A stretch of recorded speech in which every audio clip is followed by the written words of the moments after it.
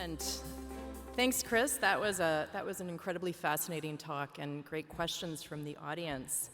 So now we're going to change gears a little bit, and next up we have a talk on the guardrails for agentic AI enterprise, delivered by Ankita Upadhyay, who is a Senior Director AI Enablement at Thomson Reuters, where she is a high-impact technology leader orchestrating large-scale technology transformations. With a Master of Science in Computer Science and a Stanford Executive Leadership certification, she bridges deep technical rigor with C-suite strategy. Ankita is also an angel investor in data AI ventures, a trusted advisor to senior executives, and is focused on building the hybrid human AI workforce of tomorrow. Please join me in welcoming Ankita.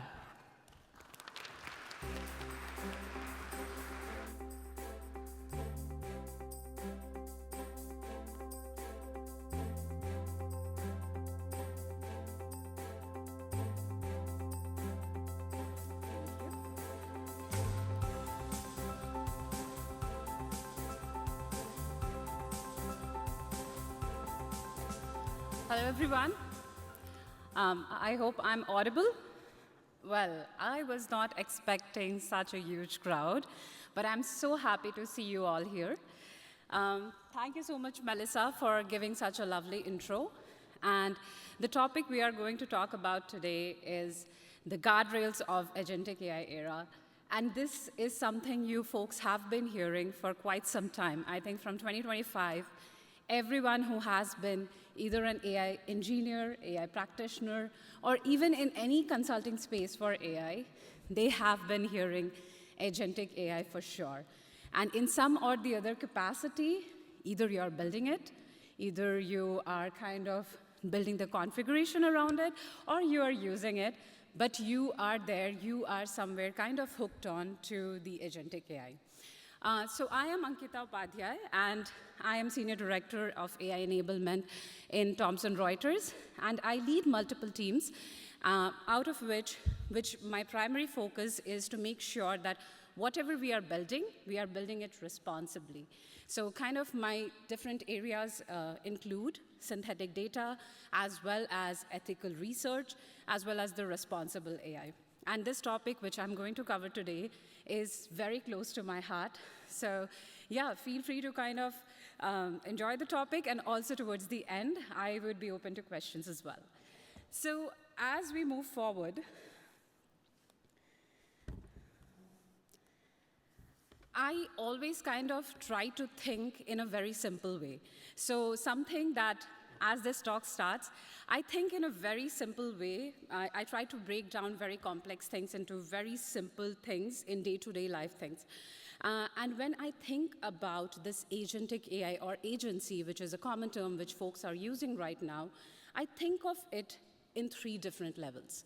So think about when 2023, 2022, at that point of time, we were amazed that AI could write poems, we can interact with them, we can upload PDFs, and it was giving us answers. I remember at that point of time, I was in a different organization, and kind of ChatGPT was kind of picking it up, and everyone was amazed what can be done using this. And that was our level 1, that with the information, how the model has been trained, how we are using generative AI and LLMs. At that point of time, we had only read-only access. What that means is you were not allowed to change the underlying models or feed in any data, any sort of data. So you were giving your questions, you were kind of putting your prompts, and then eventually you were getting answers in return. And what it was really good for, and we are also using it right now, is drafting, summarization, and kind of getting all those answers which you were initially asking Google, right? But then came the level 2, where it kind of moved towards more around the contextual era, or librarian, I would like to say, where you know that a librarian has all the knowledge, but then again, they also know where to find the other resources or where the books are. So in this scenario, think about you were now feeding your own organizations, or say suppose your own data to these LLMs to get specific results. Now, we were also awed by that. This actually helped us to create very specific chatbots, RAG models, and kind of we were kind of moving into direction of more customized solution and responses from Gen AI.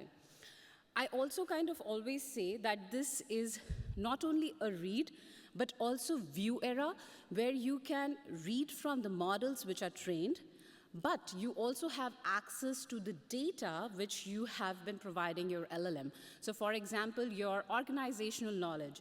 If you are working in the Microsoft world, you have an integration with Drive, SharePoint, so that LLM can feed in your data and pull the resources from that to give you specific results kind of pertaining to your specific organization. If you are in a Google world, there is G Drive where you can kind of use your APIs and everything to integrate it, and you were getting specific results for your organizations as well. And then there are static data in forms of Excel, CSVs, PDFs, and other things.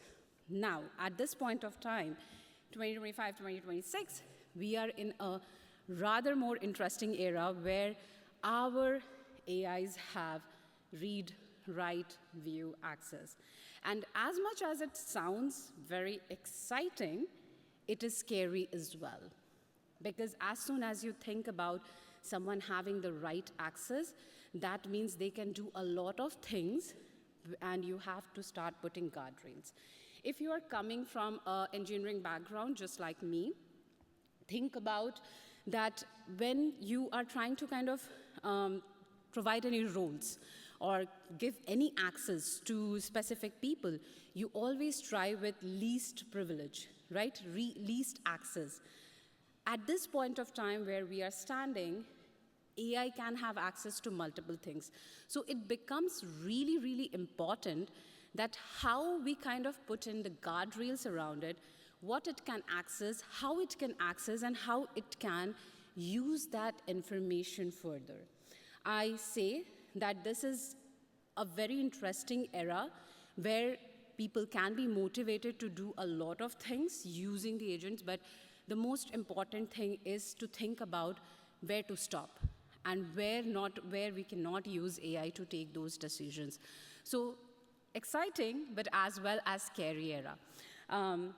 I always, so one of the things, like I am also part of the NCSC, which is the National Court of Supreme Court. So that's kind of, I work in legal tech, so Thomson Reuters mostly kind of works in legal tech.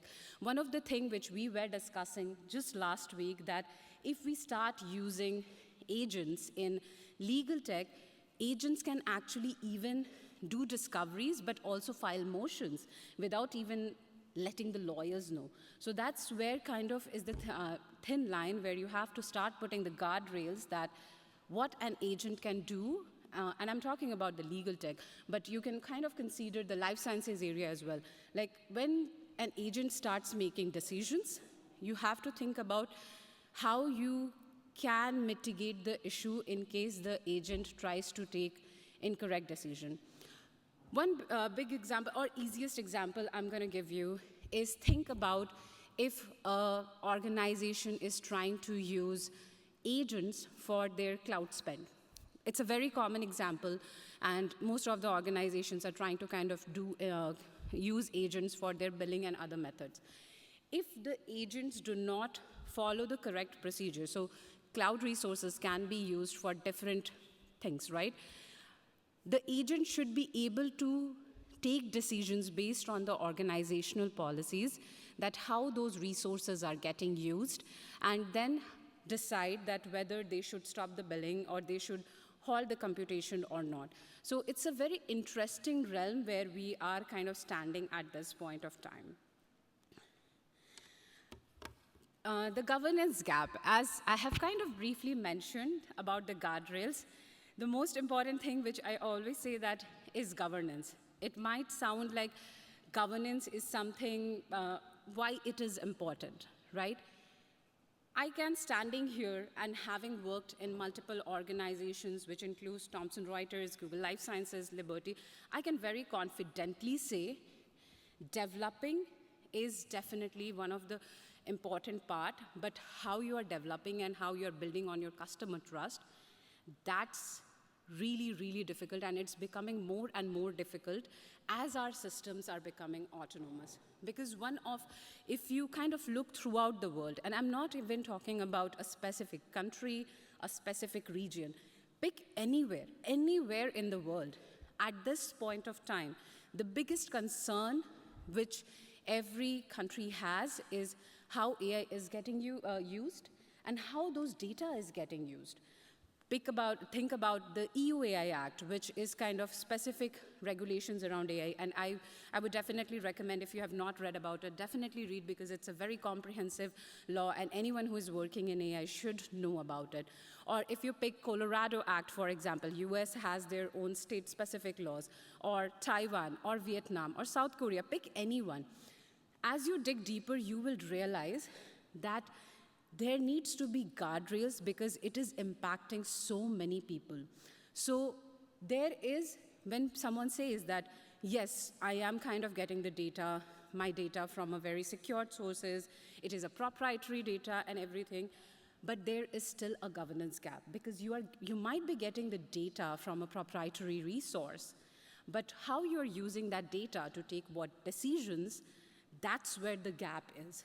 And when I say the gap, is we have to start thinking about that where and how those, without slowing down the process of development, without slowing down the process of research, without slowing down the process of go-to-market, how do we make sure that we are still kind of building on customer trust and user trust? So 2024, I'm kind of going to always compare with this because it becomes very easier to actually compare that how things are changing in this last 2 years. When we were thinking in 2024, that's when kind of we started talking about this responsible AI governance, or kind of data management and all those pieces, that how we are going to handle the data, how the models are trained. We were only thinking about the biasness in model, hallucinations, toxicity, what we are kind of thinking about. If you kind of go ahead and see papers around that time, 2023, 2024, most of the things were around hallucinations, or how the AI is replying to you. And those were the primary areas. But now, as we move to 2026, the intent becomes the most important part. So our focus, instead of what AI can do, is how AI is doing it. So focus is shifting to reasoning. And that's the key word which I would like you to take from here, that you have to start focusing more on the reasoning part of it, that how AI is taking its decision. So for example, if you're building a tool using AI, right, you have to think about that, is that tool safe for my customers? What will be the customer impact? If the agents kind of take incorrect decision, what can happen over there? So the intent, the tool usage, and also the logic drift, that's what kind of we are focusing on right now. One of the biggest example, and this is part of our POC, and as you can see, I love giving examples, is think about if a financial team is using agentic AI, and agent took a decision just by themselves, without even kind of realizing what the organization policies or budget for travel and expenses it. And it approves it automatically instead of any manual intervention, instead of thinking about the policies. Every organization has their specific budget every year, and they just approved it. That is a huge liability on an organization. That's a huge financial loss. So we have to think from a perspective that we cannot say that the governance is there only if we accumulate or gather the proprietary data. We have to start thinking from the perspective there is a gap. And as we move forward, I cannot say that any organization or any research will be 100%, that you can say that, yes, we are 100% in line and we are following all the methods. As you know, it kind of keeps on changing. But we have to keep on progressing on that direction.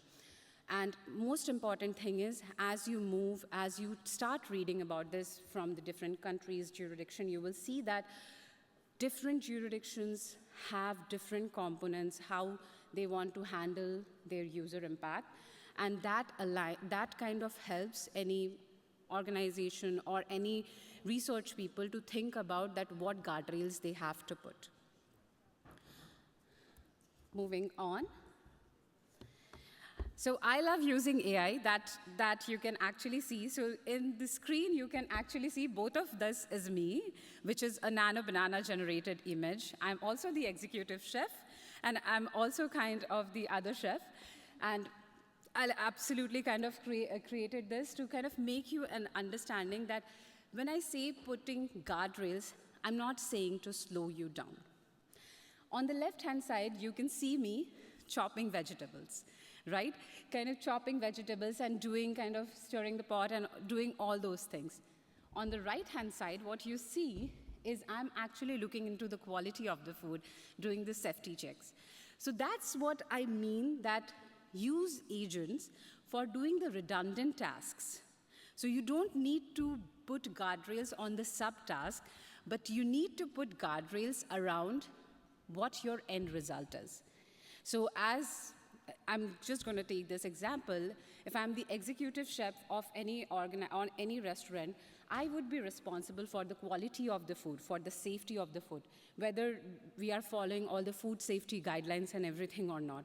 So that's where we have to move. Initially, when LLM started, we were trying to do all these checks at each and every step. But now we have to move faster. And realistically, the world is moving faster. So we cannot keep guardrails on the subtasks. But what we have to put guardrails on, based on where we are kind of creating our product or wherever we are doing research, that our final product is as expected, is adhering to the guidelines, is adhering to the policies, what is expected out of it. One most common question that I get when I discuss this, that we have to put the guardrails around it, is will it not slow down the entire development process? Because as you know, every day in market, new product is coming. If you just do a simple search and find any solutions in agents, right, there will be at least 10 companies who are doing a very similar task around it. So always I get this question that, Ankita, if I start putting so many guardrails around it, won't it slow my go-to-market strategy? I always say that no, it's not going to, because you are not going to work in the subtask area, right? If you are, so for example, if you are building something like Zillow or House Sigma, since we have a lot of people from Canada, House Sigma is a very known name. Zolo, if you are from States, Zillow, Redfin are a very common name for purchasing house. So think about, you are not putting that how the data is coming, you're not putting guardrails over there. You're putting the guardrails once your final product is there, that it is aligning to the MLS or not. I think in Canada it's TREB, so kind of aligning that we are following those policies or not. So it's not going to slow you down, but it is definitely going to help you with your reputational risk, right? And building that customer trust that you are not really misusing the data. This is, so the guardrail framework of the how. This is a very interesting concept where I say that IIO model for responsible AI management. When you think about AI agent task, any task, whether, let's start from a simple AI agent instead of multi-agent, just to keep it as simple as possible. When you think about building an agent, you always start with a goal that this is what I want my agent to do. This, so for example, if you are working in IT and you are handling customer tickets, your end goal might be that I want to automate that entire process of ticketing system. And that is where, that's what your goal is, that you want to increase efficiency of the system, and you want to kind of, your end product is to increase efficiency and get faster response to your customers. Now, that's the inception of the task, that I want to get this. Then you kind of move forward to the orchestration. Orchestration, in a very simple term, is configuring things. So how your agent is going to feed on the data. So if your specific organization or wherever you're working on, or if you have used any insurance or any platform, when your ticket kind of goes, there is an internal system in the background which kind of takes care of the tickets. So how you are going to configure it? So for example, if the ticket comes, will you immediately kind of move it to the agent, or will there be a manual intervention? If an agent is managing, how is it going to prioritize it based on that this is a high priority ticket, this is a low priority ticket, this is a medium priority ticket? And based on that, what will be the SLA, or who it would be assigned to? So these are the kind of checks or configurations that you kind of put it into the place. And then after you are done with the orchestration, your end goal is always going to resolve that ticket. Think about anything. If you have raised ticket in your banking system, anything, think about that. Your end goal is to get your ticket resolved. That's the end goal. But there is a third thing which is now coming into picture, which is observation. The end goal was initially to close the ticket as fast as possible. But now, with agents, you have to be clear that you want to provide your customers the solution which is successful. For example, you cannot just say your agent that if I do not get a response, say suppose 1 day or 2 days, I'll just go ahead and close the ticket.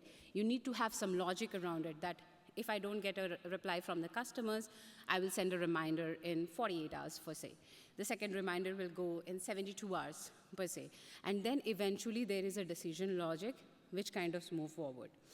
During the observation period, if you do see that your agentic AI, because it's also kind of constantly training itself, right?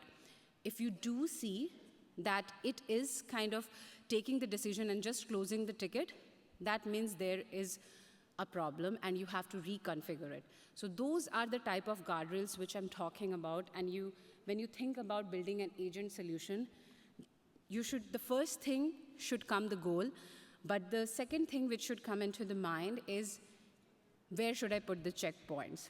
So that whenever you are going to your goal, you are not really actually just automating it. Because if that was the task, we already had multiple automated process, we could have used it. We are using agent to make sure that they can actually decide and execute, right? It's a combination, it's not automation. If this, then this. You rather want your goal to have a reasoning around it. So that's where kind of, when you're thinking about the guardrail framework, simple thing I always try to kind of say, if you're working in a small project, big project, organization, enterprise, doesn't matter. Think about your goal. Think about what your checkpoints is going to be. Or what we say as, if you're coming from an engineering background, edge cases. Think about what your edge cases can be. And that should be aligning to, if you're working in an organization, every organization has their own policies or guidelines which you follow. If you're working on research, depending on what kind of research you are doing, you have to follow that specific regulations. For example, I have always worked on the data which are very restrictive, life sciences and everything, so we had to abide by, when we are working with those kind of data, we have to abide by those laws when we are creating any automated system. Moving on, so redefining human in the loop. Now this is an interesting thing I say, that human in the loop, I think everyone have already kind of learned about this topic so far. Now we have to think from the perspective of human on the loop. So this is where the differentiation kind of comes. When initially AI came into picture, we wanted to put the checkpoints at every stages, right? Now, once the loop is complete, agentic AI, for example, it's kind of a loop, right? You are reiterating, agents are taking decisions, you are kind of moving forward with that. That's where your human intervention comes into the place with the final product. So we are shifting, our entire strategy is shifting from human in the loop to human on the loop with agents. And what I always say, we do risk checking. And this you will hear me kind of talking about this multiple times, that you have to kind of determine the risk based on which area you are working on. Humans are always required to provide an overarching understanding here. And this is where a lot of, I get questions around that, doesn't it mean that AI is replacing jobs for humans? And I always say, no, it's redefining the roles. Because if you see, initially we were doing those steps which were redundant. It was monotonous, and that can be easily automated. Now our roles are redefined, and we become the gatekeepers of this. Our roles are redefined. So for example, now as you kind of move forward and you will see in the industry, most of these roles or kind of folks are kind of trying to do, it's very domain specific. So our roles are getting redefined. It's no longer like you're writing 1,000 lines of code and you are kind of moving forward with it. When you're writing the code, you have to start thinking about the edge cases at that point of time. Your roles are redefined. So for example, I'll give you a very good example of mine itself. I was a hands-on coder. I was in research for a pretty long period of time. As kind of we moved the role, the most important thing which we started kind of seeing is kind of putting domain-specific guardrails around it. So edge cases around it. That's what we used to call it like 4 or 5 years ago. Now we kind of put it governance. We are getting new and new names every time. But that's kind of your roles is redefined. My role, if I would have met with you guys like 5 years back, it was a very different role. It was completely towards the AI engineer kind of role. My role right now is completely different, where I'm kind of not putting or looking into the subtasks around it, but rather seeing the overall system and what is the final product which is going from my organization to the customers. I'm also responsible for getting that feedbacks, which is also used for kind of making sure that configuration is working. So it's kind of an iterative, continuous process which we are kind of moving on. You will see and most of the examples you will see that I'm using legal because I'm presently working in legal tech. For example, we built an agent which can review multiple papers, contracts around those areas. But there is a possibility that if you have multiple contracts, few contracts are conflicting. Even, say, suppose you're working on policies, few policies might be contradicting. So that's where we need a human in the loop who kind of determines that when agents are taking their decisions, they are taking the decision not in the contradicting way. Because if you think about if they are reading 3 different contradicting positions, right? What will happen? Once it might kind of align to contract A. Second, it will align to contract B. Third, it will align to something else. So that's where human in the loop kind of comes into the picture. And every organization, this is something used at enterprise level, which is the risk appetite. Every organization have a certain appetite that how much loss or risk they are okay to take. And for even agentic AI, at this point of time, there is no predefined method, but every organization is trying to kind of look into that what their risk appetite will look like. It can be in terms of reputation, it can be in terms of financial, it can be in terms of strategy, resources, anything, but that is something kind of very customizable. Moving on, evaluation of in 2026. Now, don't think this evaluation as model evaluation. We are not talking about model evaluation at all. We are talking about agents and agents evaluation. So initially, as I mentioned, we were kind of thinking about how AI is replying, kind of model drive, toxicity, rudeness, hallucinations, and everything. And now our shift has completely changed to the reasoning part of it. So for example, initially there used to be thresholds how we are evaluating things, right? There used to be F1 score, precision score. That's what we were kind of evaluating. Now, that doesn't define that your AI is doing correct work. I'll give you an example. Agents are using LLM. Now, your LLM might be really fine. Its score is absolutely amazing. Great. But when you build that system, you did not put the logic correctly. You did not configure the system correctly. So even though your score, your evaluation metrics is absolutely subpar, your thresholds, you are touching the threshold, but your result, what you are kind of producing for the market, is not going to be what you are expecting. So evaluation metrics which were initially used is no longer something which we can kind of look into. So what can we do? We are going to focus more on the behavior. That what is the intent, what is the reasoning, what we are getting out of it, and continuously monitoring it. One question which I always kind of get is, do you mean that we always need a human to monitor an agentic AI solution?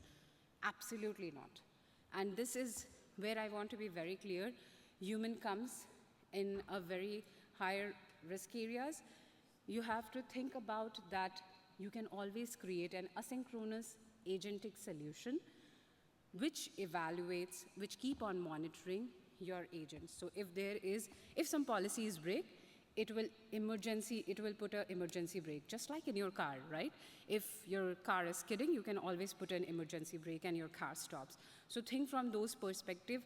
The idea is not to slow you down, but the idea is to produce something which is trustworthy.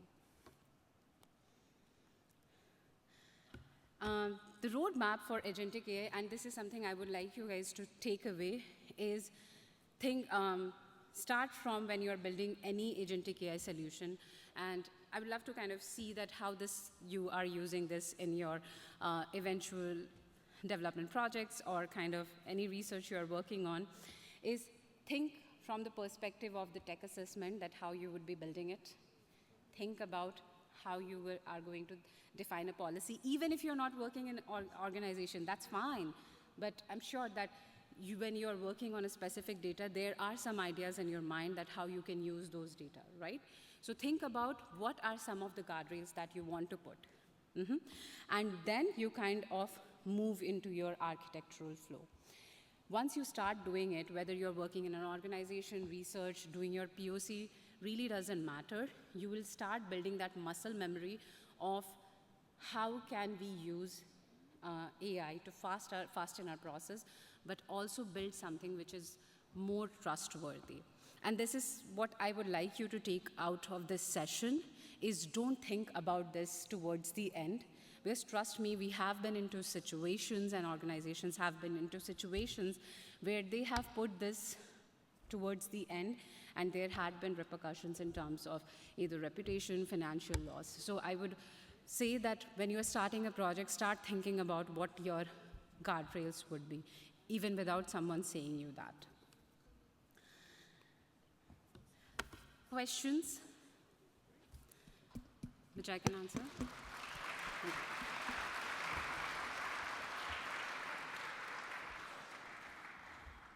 We do have time for a few questions, so anyone interested? Okay, yes? Thank you, that was a great talk.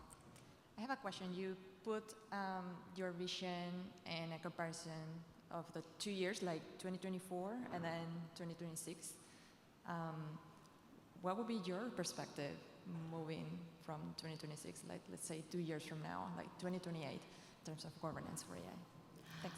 That's a very good question. I think as we move forward and as we kind of start using more and more agents in the system, now we are putting towards the result, right? The guardrails are going to be around the results. Eventually, we have to also start thinking about that, how it is impacting the customers. Now, this is where I think there is a thin line. We have to start getting feedback from the customer, even though we are thinking about the customer trust and all those aspects. But we have to start getting direct feedbacks from the customer that whatever results or guardrails we have put, they are okay with it, right?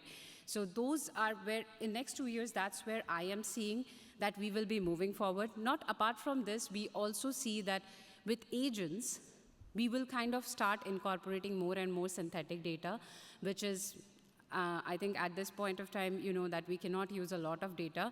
So we also would start kind of doing evaluations on those aspects on real-time systems, where we are using agents with synthetic data, and customers are using it, and they are getting very close to relevant results, and they are satisfied with it. That's what I see that in next 2 years we will be moving forward to. Thank you for your presentation. You have a very nice picture about like guard laning, subtask versus final product. I have a question, like sometimes with a lot of unethical, let's say, subtasks, you can have a very nice ethical, look like ethical product. So how can we trade off between these two? Can you repeat your question, please? So I mean, we have, like, you were kind of in favor of having more guard laning on final product rather than subtask. But with a lot of unethical or not good, like subtasks, you can have a very nice final product which even may look ethical, but like the middle subtask might not be proper. So how can we trade off between these two? Thank you so much. This is a very good question, actually. And this is something we are trying to solve because as we kind of move forward, I mentioned that go-to-market speed is very important. And this is a very common thing that if we do not guardrail the subtask, that even though our product might be correct, subtask might not be following the way. The easiest way most of the organizations, and I think where I also kind of intend to kind of talk throughout, is having more automated testing around the subtasks. When I say automated, no human is involved in the subtask though, but more automated around, like, for example, policy check, from where the data is coming, the data quality component, all this can be automated and you can have thresholds around it, right? So you can actually have asynchronous agent, which you just heard me kind of using. You can have asynchronous agents designed for those subtasks instead of human intervention. Now, if it is not a very big system, you can always have human in the loop, but then the entire, what we want to kind of take out of AI, right, to speed up the process, that won't be there. So according to me, and that's where I think that we should have asynchronous agents, monitoring agents around it, and we have to do a quick audits, like whether it's quarterly or half-yearly, that yes, we are getting the entire results as expected. I do have a question as well, so I'm right here on the stage. Oh. So in what you describe going forward, so multi-agent systems can come from different organizations, and now there's a risk that they might become adversarial or self-interested. And so now, in terms of guardrails, so what do you see forward that could help us, keep things secure and working as expected, despite the self-interestedness and maybe the adversarial nature of those agents? I don't think I get your question. Okay, so I guess at the moment, many multi-agent systems are part of one organization where the different agents are essentially cooperative in the sense that they're just decomposing a task and trying to solve together cooperatively. But now, some of those tools might be provided by other organizations, and they might also have to interact with agents that are from other markets that are outside of the organization, and now that opens up a whole new set of security issues, because the agents might become adversarial and might not all work towards the same goal, but might compete with each other and so on. So what do you see going forward in terms of guardrails that could help us still keep things in check? Actually, that's a very good question, and it's happening right now. So without kind of talking a lot in detail, but it is a very common thing where say suppose organizations are building their own agent, and then you have external agents, security, they have different practices. In those scenarios, usually, how do I say it? Okay, let me say it without getting a lot into the trouble, but think from this perspective that every external things which are brought, whether in research or organizations, they usually kind of have to go through a proper procurement process and they have to follow the organizational specific security policies.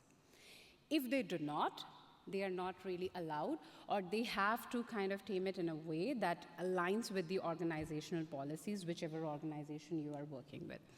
Now, there have been scenarios where organizations and external organizations are competing, right? And they have very different policies. The one which have less guardrails, obviously they have more privilege in terms of from where they are getting data, they're doing it faster. But what I have observed and I can very confidently say this, that eventually, even though customers really like speed to market, but they believe in trust more. Everyone wants privacy. And most importantly, that when you're working with AI, the PII information, which was very much kind of prevalent everywhere, that becomes the pivotal role or kind of moat for any of the organizations. And if you see, and I also mentioned about a couple of regulations in the different jurisdiction, I would be surprised in next 2 years, actually rather 1.5 years, if different agents have different policies. Because if you are going to function in Canada, you need to follow the same rules and regulations, which say, suppose if I am building a startup, I have to follow, it needs to be same for you as well. Same for US, if I am serving, my users are in Colorado, or say, suppose California, because that's the latest one, which kind of came into enforcement in December 2025. It needs to be like, it cannot be that the role or the policies will be different for me and yours. So I would be very surprised in next 1.5 years or 2 years that everyone will have kind of different policies. So the moat is still going to be the customer trust at the end of the day. Did I answer your question? Yes, perfect. Thank you very much. So let's give a big round of applause for Thank you. Ankita.